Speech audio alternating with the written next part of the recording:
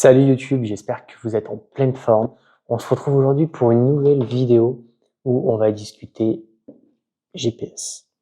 Une vidéo assez courte puisque l'objectif c'est à la fin de cette vidéo, vous allez savoir si vous devez plutôt vous orienter vers un smartphone ou vers un GPS pour votre pratique vélo et plus spécifiquement pour votre pratique gravel. C'est un sujet qui revient assez fréquemment.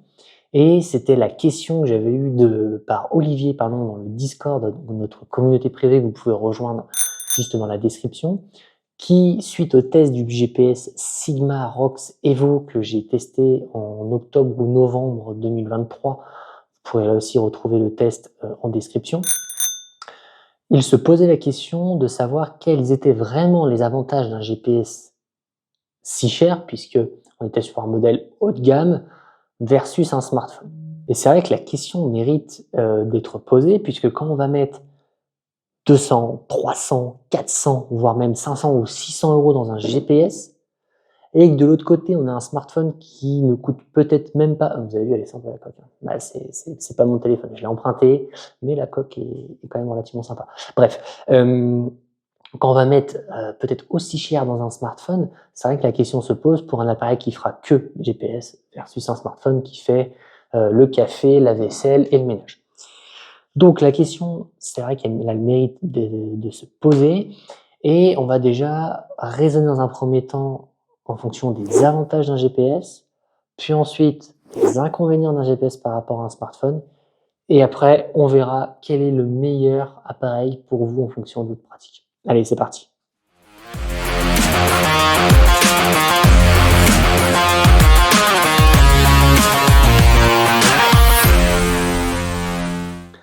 Alors déjà, on va commencer par un avantage de poids.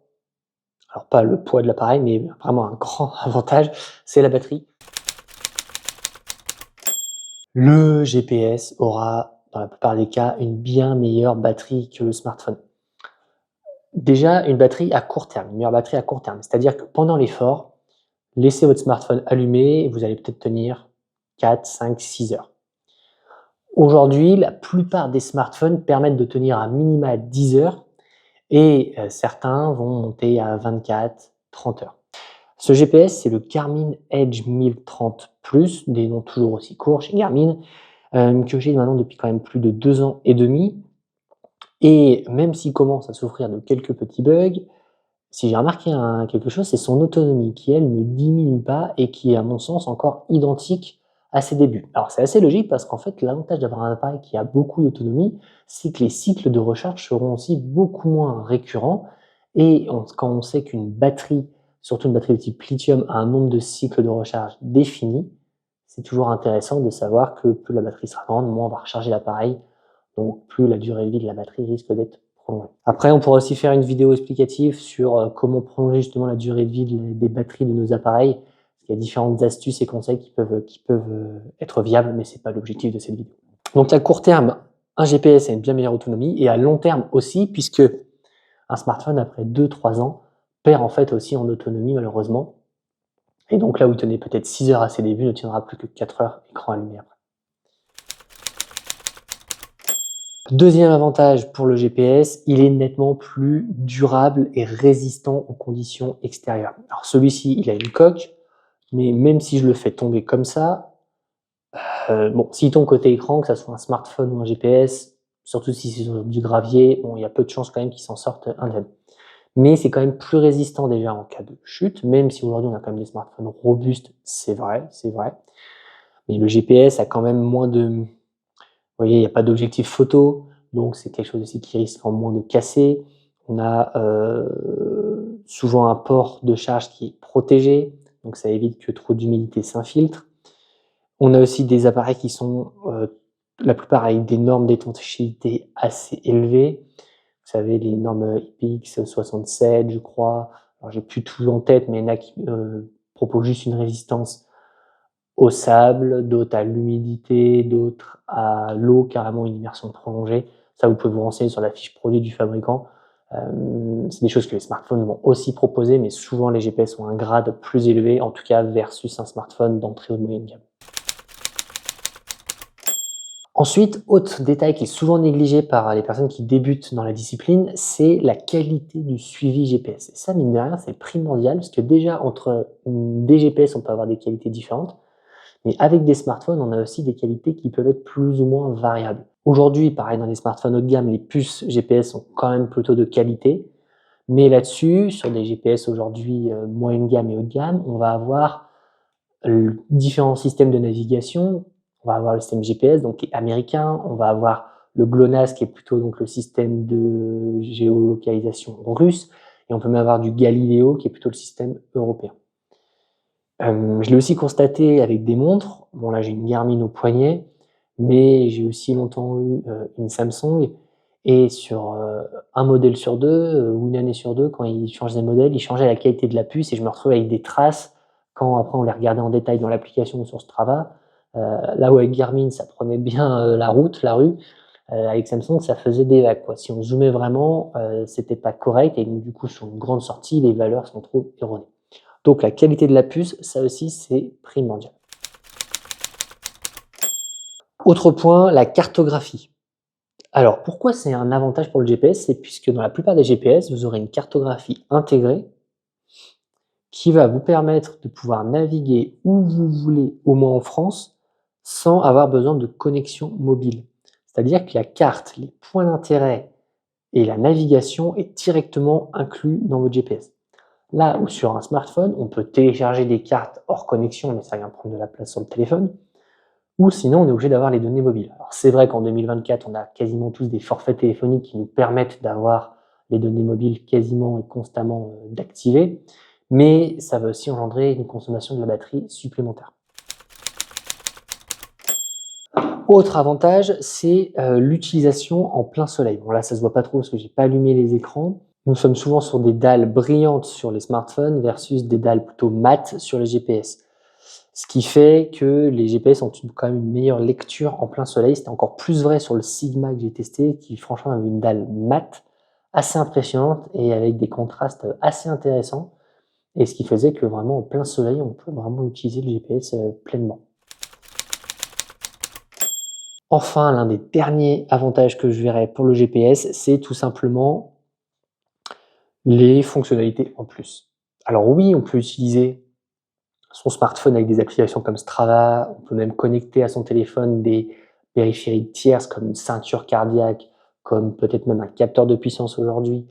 Bref, on peut rendre son téléphone plus polyvalent pour une utilisation de vélo, mais on aura quand même là-dessus des calculs de charge d'entraînement, on aura des points d'intérêt sur les cartes qui sont spécialement conçues pour la pratique vélo.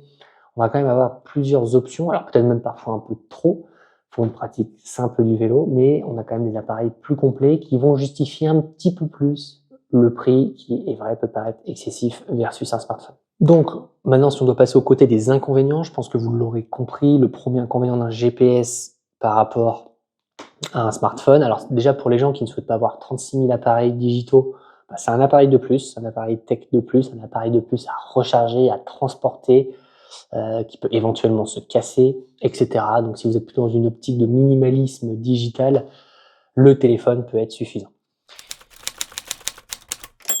Mais le plus gros des inconvénients, c'est bien entendu le prix. Entre ça et ça, c'est quasiment un tarif équivalent pour des fonctionnalités quand même moindres.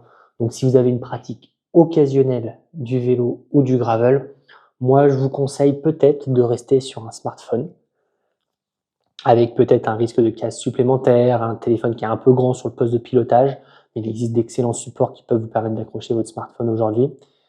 Donc oui, commencez votre pratique avec un smartphone et si demain vous prenez vraiment goût au gravel, ça peut être un investissement intéressant, un cadeau de Noël à demander pour une pratique plus régulière.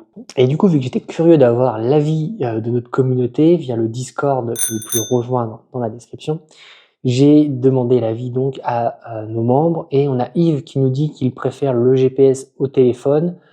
Il le trouve beaucoup plus adapté, notamment pour du VTT, surtout si on a tendance à mettre le téléphone sur le cintre.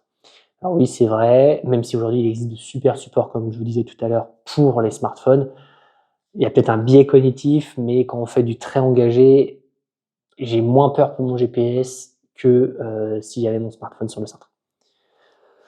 L'avis de François Xavier qui lui aussi privilégie l'utilisation d'un GPS pour toutes les raisons que j'ai évoquées au préalable, mais aussi des fonctionnalités que je n'ai pas évoquées, comme le live tracking et le suivi de groupe, qui sont des fonctionnalités assez intéressantes et que seul un GPS peut permettre. Alors, il doit sûrement exister des applications sur le smartphone qui le font, mais en tout cas, dans la simplicité d'utilisation là-dessus, le GPS est bien meilleur.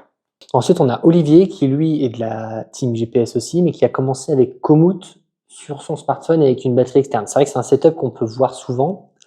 Une batterie externe branchée au smartphone, on utilise Strava ou Komoot, et finalement, ça va enregistrer votre activité, ça va vous permettre d'avoir une navigation, vous aurez quand même un écran bien plus grand que sur un GPS, et avec l'histoire de la batterie externe, ça peut quand même convenir à 99% de vos besoins.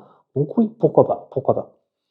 Mais voilà, Olivier souligne des choses comme le fait qu'un smartphone n'est tout simplement pas fait pour ça.